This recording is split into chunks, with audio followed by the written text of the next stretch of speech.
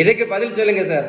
நம்ம எல்லாம் என்ன நினைக்கிறோம்னா, ரைஸ் சாப்பிட்றதுனால தான் சுகருக்கு மாத்திரை போட்டுட்டு இருக்கோம், ரைஸ் சாப்பிட்றதுனால தான் இன்சுலின் போட்டுட்டு இருக்கோம் நினைச்சிட்டு இருக்கோம். அப்படி தானே? நான் ஒரு கேள்வி கேட்குறேன், பதில் சொல்லுவீங்களா?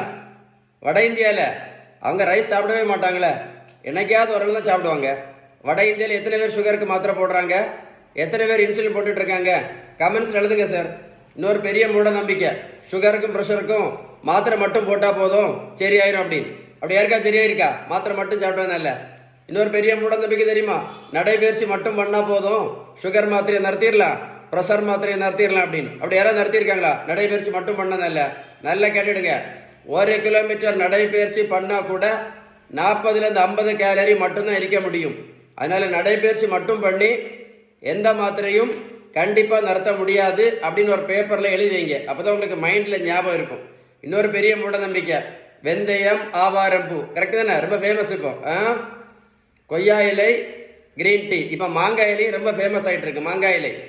அப்புறமா நெல்லிக்காய் ஜூஸ், இதில் கருவேப்பிலை கரிஞ்சீரகம், அப்புறம் நெல்லிக்காய் ஜூஸ், நாவல் பழம், அப்புறம் இப்போ ரொம்ப ஃபேமஸாக இருக்கக்கூடிய சிறுதானியங்கள். அப்படி தானே? இதெல்லாம் நல்லது தான். நான் என்ன கேட்குறேன் அப்படின்னா, இதெல்லாம் சாப்பிட்டதுனால யாராவது சுகர் மாத்திரை நிறுத்தினாங்களா? இல்லை யாராவது ப்ரெஷர் மாத்திரை நிறுத்தினாங்களா? இல்லை யாராவது கொலஸ்ட்ரால் மாத்திரை நிறுத்தினாங்களா? இல்லை யாராவது தைராய்டு மாத்திரை நிறுத்தினாங்களா? இல்லை யாராவது இன்சுலின் நிறுத்தியிருக்காங்களா? சுகருக்கு ஒரே ஒரு மாத்திரை சாப்பிட்டுட்டு இருந்த சுகர் பேஷண்ட் இப்போ சுகருக்கு 3 மாத்திரை சாப்பிட்டுட்டு இருக்காங்களே. சுகருக்கு மாத்திரை மட்டும் போட்டுட்டு இருந்த பேஷண்ட் இப்போ இன்சுலின் சேர்ந்து போட்டுட்டு இருக்காங்களே. வெந்தயம், கருவேப்பிலை, கரிஞ்சீரகம், மாங்காய் இலை, கொய்யா இலை, இதெல்லாம் சாப்பிட்டு போகக்கூட. நல்லா கேட்டுடுங்க, மருத்துவத்தில் உள்ள ஸ்டாண்டர்ட் புத்தகம் ஹாரிசன், இந்த புத்தகம் என்ன சொல்லுது அப்படின்னா, சுகர், ப்ரெஷர், கெட்ட கொலஸ்ட்ரால், ஃபேட்டி லிவர், இதை சரி பண்ணணும்னா அவங்க சொல்லக்கூடிய கரெக்ட் ட்ரீட்மெண்ட் வந்து பேலன்ஸ் டயட்டு மட்டும்தான். அப்புறம் உடல் உழைப்பு, அப்புறம் நல்ல தூக்கம், கடைசி தான் என்னது? கடைசி தான் மாத்திரையும் இன்சுலினும். புரிஞ்சிருக்கோன்னு நினைக்கிறேன்.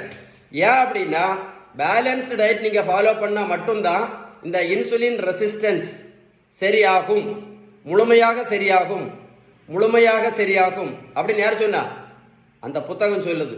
ஸோ இதை சரி பண்ணினா மட்டும்தான் என்ன பண்ண முடியும்?